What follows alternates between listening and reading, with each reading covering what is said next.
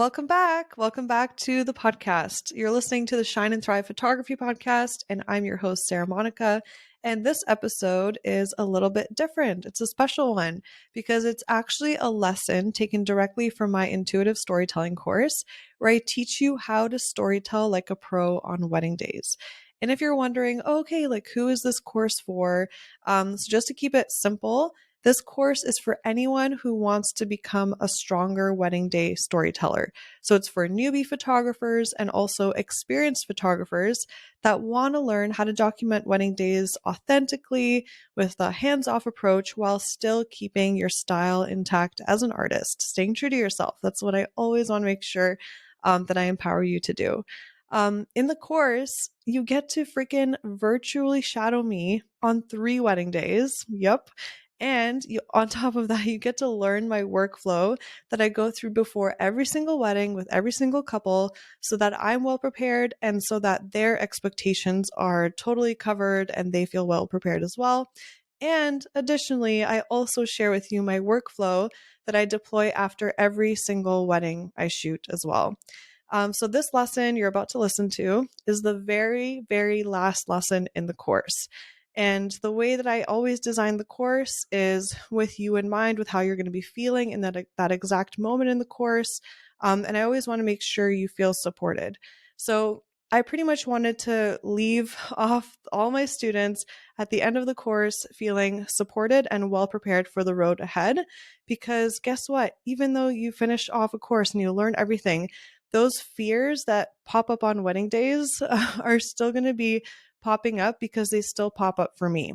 And what I've done is I've been able to figure out how to actually navigate those fears and reprogram them in the moment on the spot. And that's what I want to help you with as well, because it's technically impossible to never ever have a fear pop up while shooting. So instead, let's just, accept that they're going to pop up and let's figure out a way to actually navigate them and welcome them in and figure out a way to deal with them. So also, just to give you a little bit more insight into intuitive storytelling before we dive into this episode, I've literally created this course, Intuitive Storytelling. It's like my baby.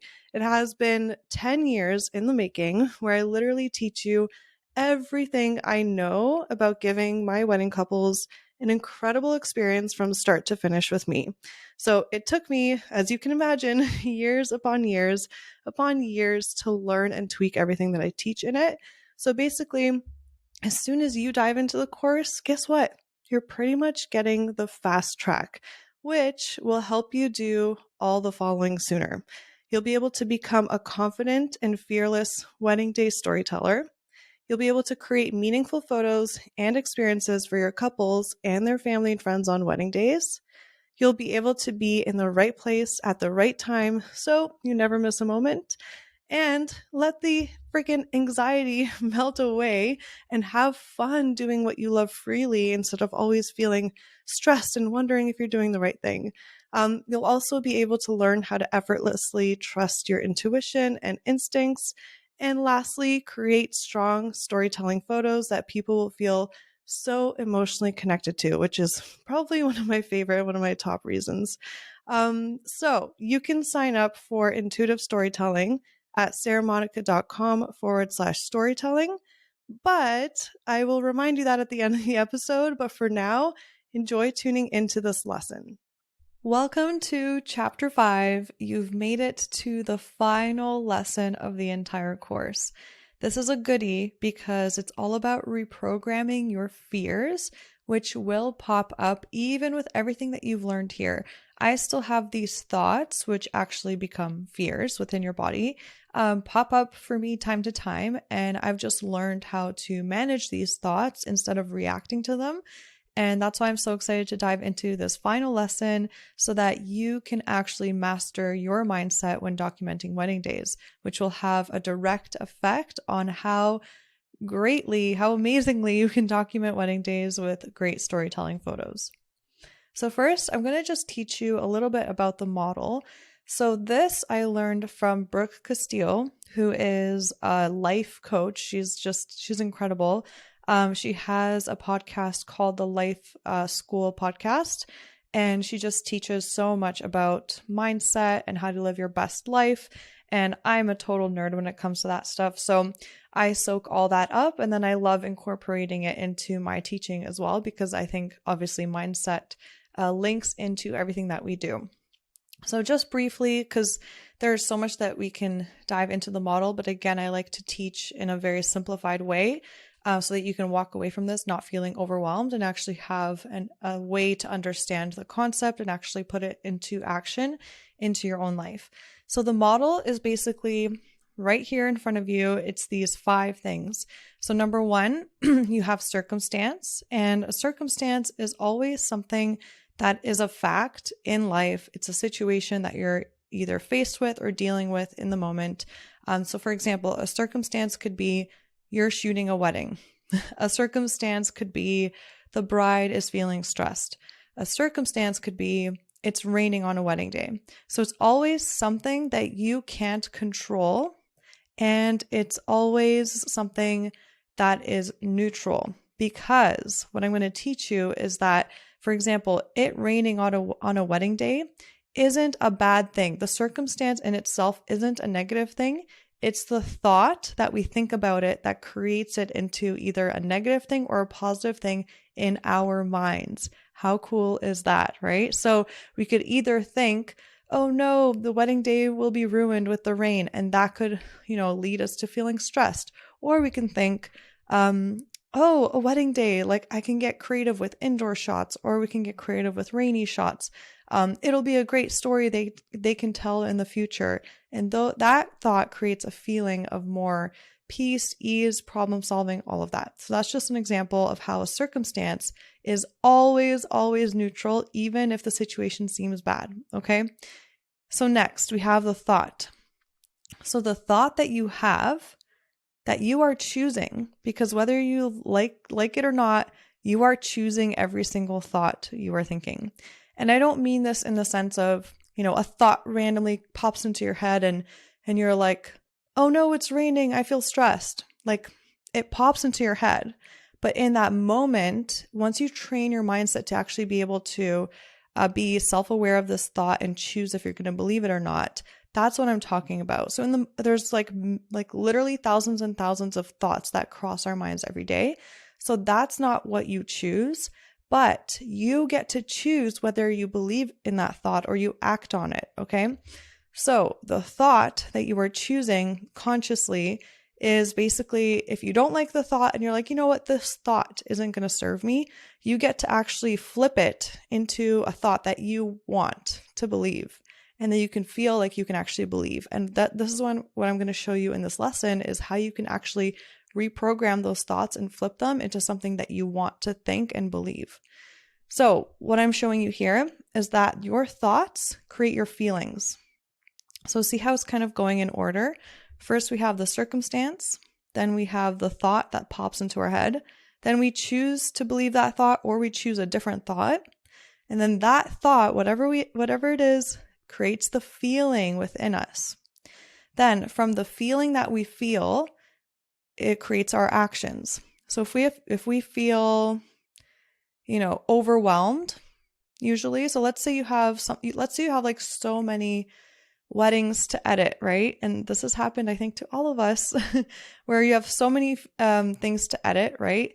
If your thought is, I'm feeling overwhelmed, it's impossible for me to keep up, your feeling is going to be overwhelm. Your action might actually be not doing anything because you're paralyzed, right? And then your result could be things not getting done, and then you feeling more stressed, and it's a cycle, right? So the feeling always creates the action. Now, then from what your action is, that is what creates your result. So I hope with the examples that I gave you, this all makes sense. And I hope that this new way of thinking kind of like opens up your mind to, wow, like I can actually choose everything outside of the circumstance. And that's a pretty good ratio. Like if we have 5 things here in front of us, we can't choose the first one, but we can choose the 4 following it. Okay, so now I'm going to show you an example of an actual thought. So this is the thought, let's say, that popped into my head or your head. So I'm scared of missing moments. The circumstance is you shooting the wedding. That is a fact, and that is just what you are faced with dealing with at the moment. It's not a negative thing, it's not a positive thing, it just is what it is. So then, when you're thinking that thought, you're most likely feeling fear or stress, right? From that feeling of fear and stress, what is the action that you're going to take?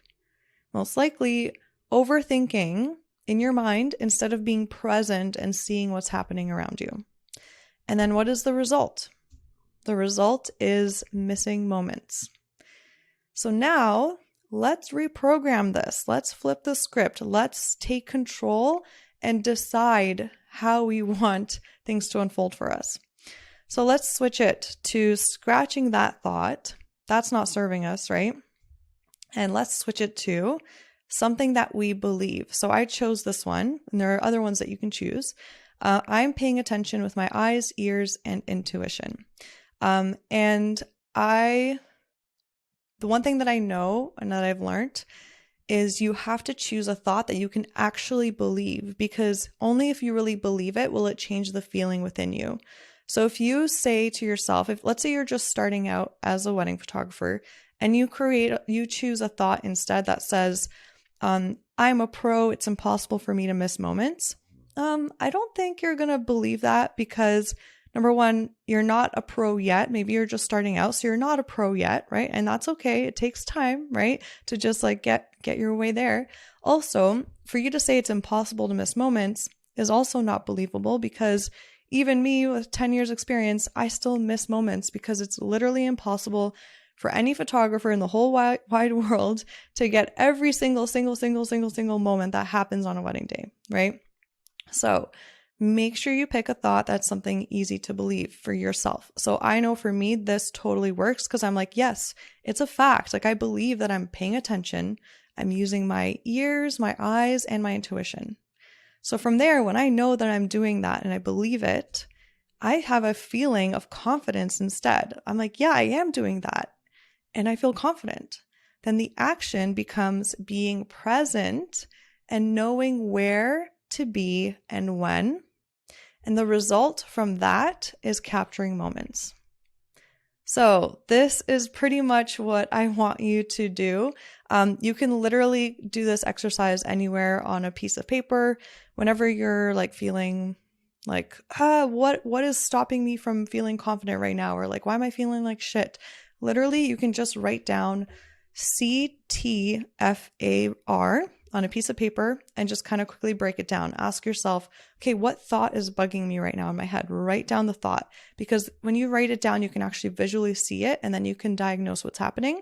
And then you can get closer into understanding what feeling is it and what is the feeling creating for the action and the result. And so now in the next slides, I'm just going to give you like inspiration on how to flip your thoughts, what new thoughts to create or beliefs to create within yourself to create new feelings and actions and the results that you want. So first one, I am worried that I won't capture enough for my clients. So I would flip it to, and this is what I believe. The gold writing is what I believe, and you can, if it resonates with you, use it. And if it doesn't, pick something that does, okay? So I would say, if I do the work to be prepared with all the info I need to document every important part and person of their day, I know that doing my best will be enough. And I have this belief so ingrained in me that I don't even have this worry thought anymore. I used to have it. So I used to feel like I'm worried that I won't capture enough for my clients. I used to have that. But because I've worked on my mindset for this for so long, I show up to wedding days confident, fearless, and that's exactly what I want for you. And the belief in the gold is exactly what trained me and my mindset to get there. Okay, another one. I can't stop comparing myself to other photographers. We all deal with this, and I still feel this way sometimes too. I have seasons of it. Sometimes I'm like, oh yeah, no, like I love my work. I'm so proud of me. Like, great job, other photographers, you do you. And then other times I'm like, why can't I be as good as this photographer? So am being totally honest and vulnerable, this is still something I'm working on, but I'm actually very proud that overall I'm not really in the depths of despair, as Anne of Green Gables says about this. So the thought that helps me with this is saying I can stop comparing myself to others because I know that it's impossible to be exactly like another person. Instead, I will forge my own path and style that only I can offer and no one else. That makes me feel empowered, special, and that I have the exact ingredients only I have to create a unique experience that no one else can create. This one, I'm scared of being judged.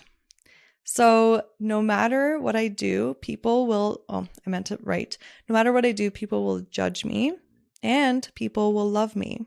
So I might as well do what feels right to me. Another kind of mantra that I've mentioned before many times that I love is no matter what I do, people will love me. Or you can say no matter what I do, people will positively judge me. Isn't it funny how we're so scared of being judged when people judge us also in positive ways, which is a good thing. And then also, actually, no, it's not a good thing. See, it's what I'm making it mean with my own thought. I caught myself there. It's a neutral thing. It's what we make it mean. So just remember that you are always being judged no matter what you do. And no matter what you do, people will always love you for the things that you do, but you will also be judged and people won't be into it. But that's okay. They're not your people. And also, sorry if you keep hearing my frog burp noises. Oh my gosh. It's like, why is it a thing? I just have heartburn right now. Okay. Next one. I'm going to take a little sip of wateroo. Oh, I feel like my frog burp is really going to... Okay, no, it's good now. All right. Next one. I'm nervous to have all eyes on me. So this is what I would kind of say to myself. If I had this thought, I would say, okay, relax. Like all eyes won't be on you. So instead of focusing on that funny made-up story in your mind, focus on creating the best possible images for your couple. This one, I don't trust myself or my intuition. I trust that I'm doing my best. Isn't that such a simple but true statement? Like we are all literally just doing our best with what we know, with the knowledge we've accumulated up until this point. And that is pretty believable, right? You're just doing your best. So just embrace that. I'm scared to let go of control and let the day unfold naturally. So I would switch that to, I know the day will unfold as it's meant to, and I will simply be there to tell their perfectly imperfect wedding story. I'm scared that my clients won't like their photos if their backgrounds are messy sometimes.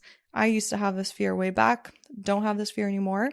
And this is why, because this is what I tell myself.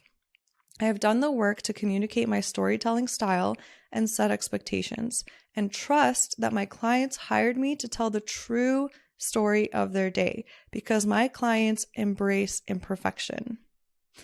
Boom. How powerful is that, right? When we do the work to prepare ourselves, when you follow everything that I've taught in chapter 2 on how to set expectations and prepare everything on the back end to make sure that you're all set up for this, then why would you even be scared if everything is aligned with exactly what you do, why you do it, and why your clients hire you? I'm scared of bad lighting. This is a big one. So many photographers are scared of this. And I'm never scared of it because this is the freaking truth. The emotion and the story in the photos is what my clients will care about most. Good lighting is always a bonus. So I'm talking about situations that are out of your control, that are the candid moments of the day, the storytelling images, the ceremony when the light is bad, like all of that, right? Of course, during portrait time, you get to have control over that, and that's really fun. But the rest of the day, like, don't be scared of bad lighting. It's always the story and the emotion. I'm scared to be in people's way.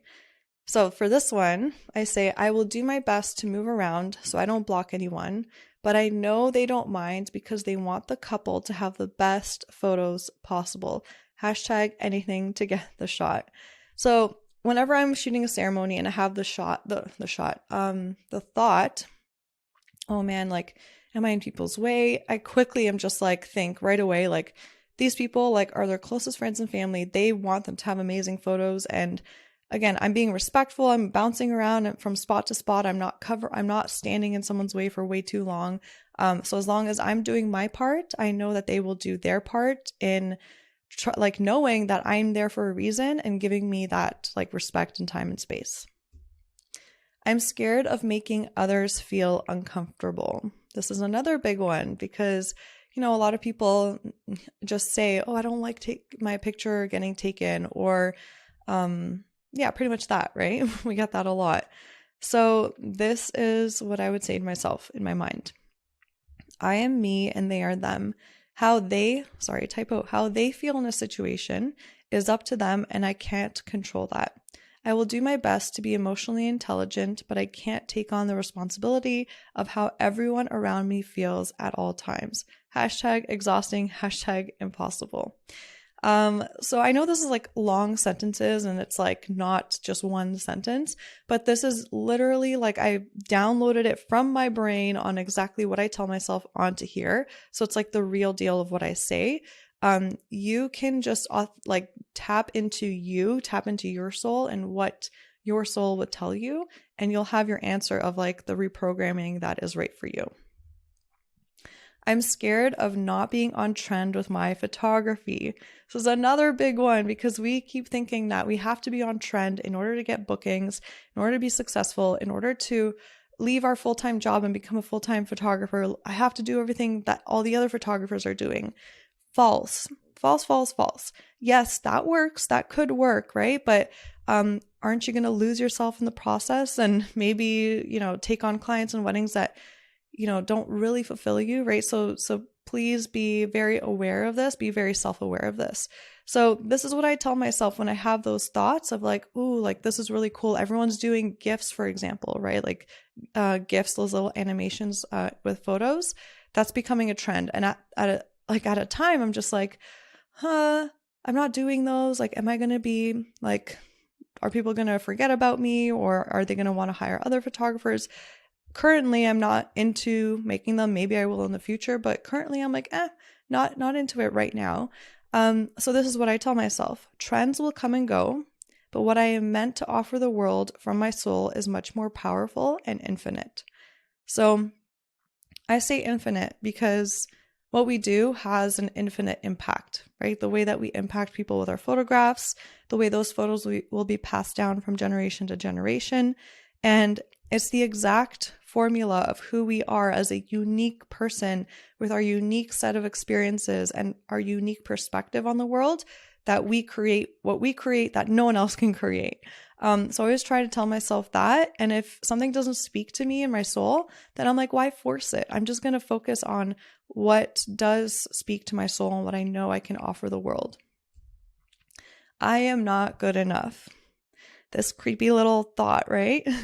So when it comes to photography, you could switch this to whatever scenario you're dealing with, but maybe you're thinking, I'm not good enough as a photographer yet, right?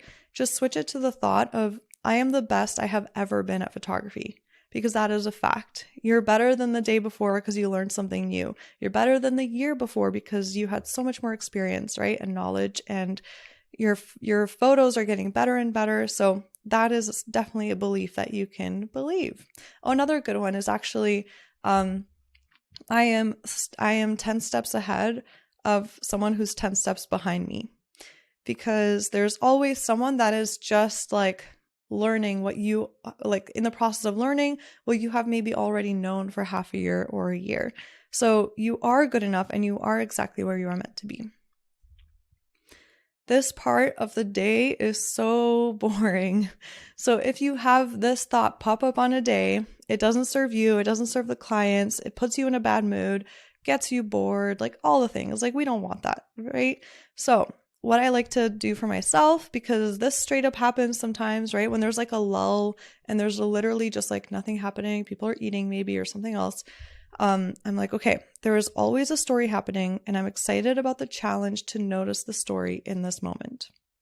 So of course, when people are eating, usually that's when I'm eating, and that's totally cool, right? Because I need food because I'm starving at the end of like the start of the reception. And also when people are eating, I'm not going to take photos of people eating, but outside of that, like there's definitely parts of the day that sometimes feel like, where's the energy? Like it feels stagnant, right? So I always just challenge myself to find the story in it. I'm so scared to say I don't shoot flat lays or arrange detail shots. Okay. I had this fear for a little bit just before I switched to documentary style.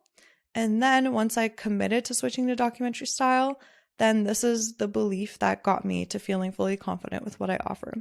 When I own what I believe in as an artist and communicate it clearly everywhere, meaning website, your pricing PDF, Instagram, everywhere, emails, I attract the couples that want exactly what I offer, those that don't care about those detail shots. I don't know what to do when people chime in with their ideas, right? When we're like trying to be the photographer and then people are like, why don't you take photos of them at the gazebo? Or, oh, you should try this idea with like the wedding party. We should all like look up into the sky like this, right? You know, there's going to be so much of that happening at wedding days. So instead of me like freezing and being like, and like being frustrated, I switch it to, I do know what to do. I will try to see it from their point of view if I can make it work. And if I can't, I'll tell them honestly of why it wouldn't be the best. If they kind of persist and I could tell emotionally, if I'm using my emotional intelligence, that it means a lot to them, I'll take the photo just in case. So that's my approach. You can decide your approach of what works best for you, but this has just worked really well for me. And here is an example of that. So this couple had this beautiful like ceremony setup of their flowers, like gorgeous, right? And they're like, we want our family photos here in front of it. And the way the sun was hitting, as you can see, this is the raw file. It was way brighter in the background and they were in the shade. So I was like, ooh, like the background's going to be way overexposed. Their faces are like in like weird shadows. It's not going to look the best. And I told them that. And I could tell they were so bummed because obviously look how beautiful the setup is. They probably spent so much money, right, on it.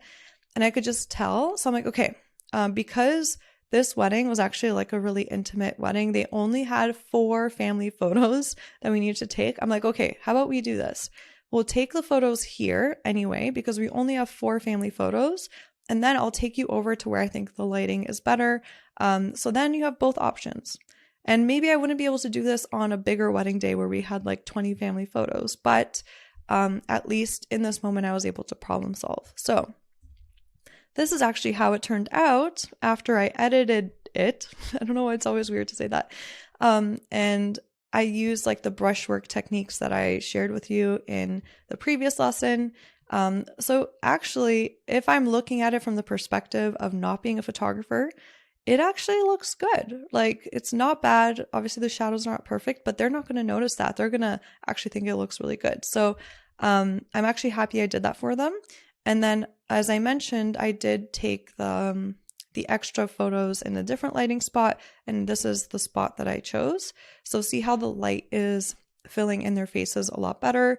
But looking at them side by side, I'm like, I can see how they actually might like the one better by the ceremony. So don't make sure your ego doesn't get in the way all the time. And even sometimes the best quote unquote lighting doesn't get in the way of what they want, because maybe they'll be happier with what they asked for. And take a water break.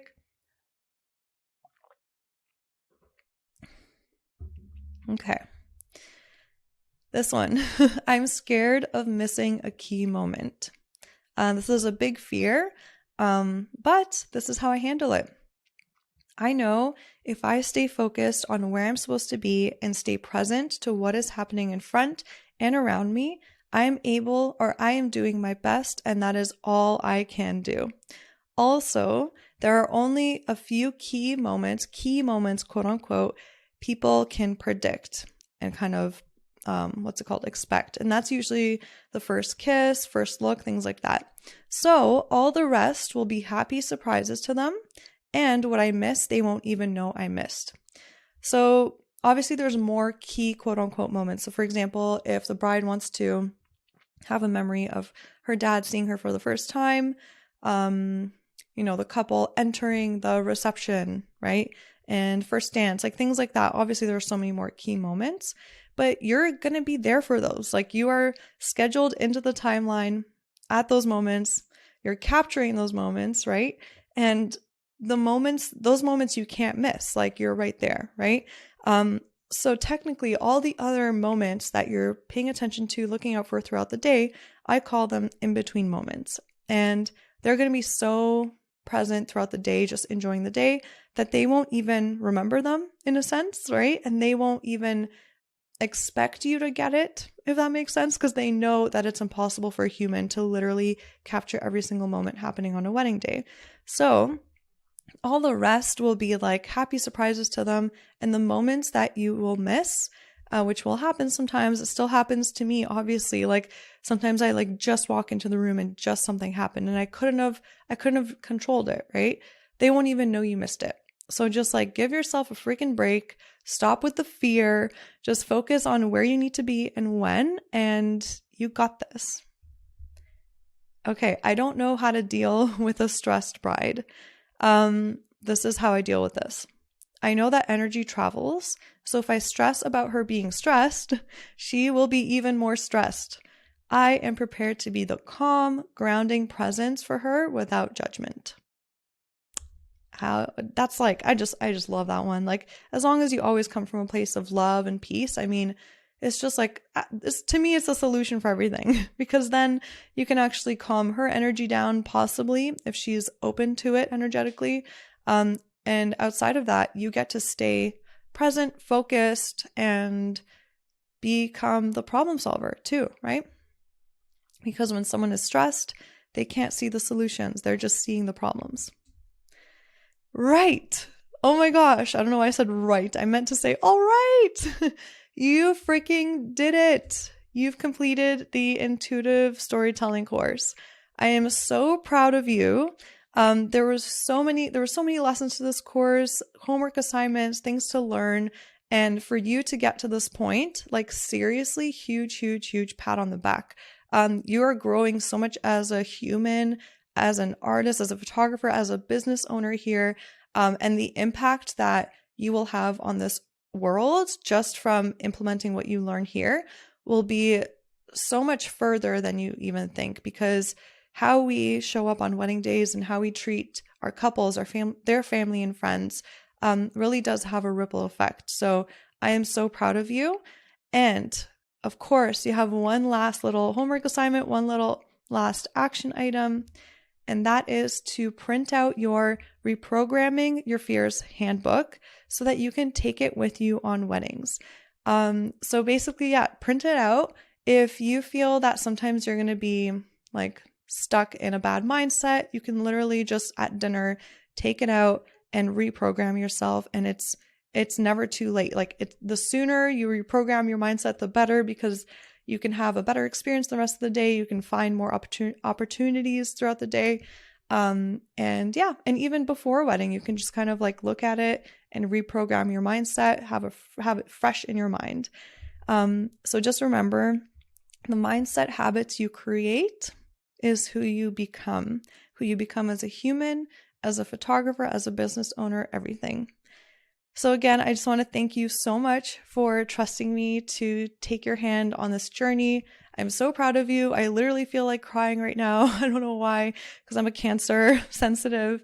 If you've completed this course, which you have, you are here, please go into the Intuitive Storytellers Facebook group, write down in there so everybody could celebrate with you. Be like, I did it. I completed the course. Who else completed the course? Like connect over it. Share a win, share a favorite photo that you've taken throughout the course, and always know that you can always go back into that group whenever you have questions, whenever you want to share photos that you're proud of, and whenever you want to connect with other like-minded photographers in there or find second shooters in your area. That is the community that I want to make sure you had access to. And that's pretty much it. I am so proud of you. Give yourself a huge hug, huge pat on the back, and I will connect with you at a later time. So I hope you enjoyed tuning into that lesson, and I hope that it helps empower you to literally tell those little fears to F off in the moment and, reverse them, re-engineer them in the moment and reprogram them in your own mind to help empower you to create the best work possible for your clients, for their family and friends, for yourself, and all that. So with all that said, I invite you to check out intuitive storytelling. You can go to sarahmonica.com/storytelling, and it'll have all the info about what you will learn, the literally the lesson breakdown, everything. And you can sign up there and get your fast track to becoming a confident wedding day storyteller. So again, go to sarahmonica.com/storytelling, and I cannot wait to connect with you on the inside.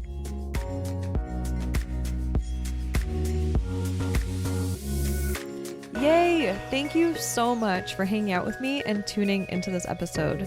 If you got value out of it, please feel free to message me on Instagram at SarahMonicaPhoto. That's Sarah no H, Monica with a K, photo, to let me know. I get so freaking energized hearing from others that what I've said has had a positive impact on their lives. Also, make sure to hit subscribe to the Shine and Thrive podcast to never miss an episode. I'm so grateful for you, and I'm sending you all the productive vibes your way so you have the best week ever.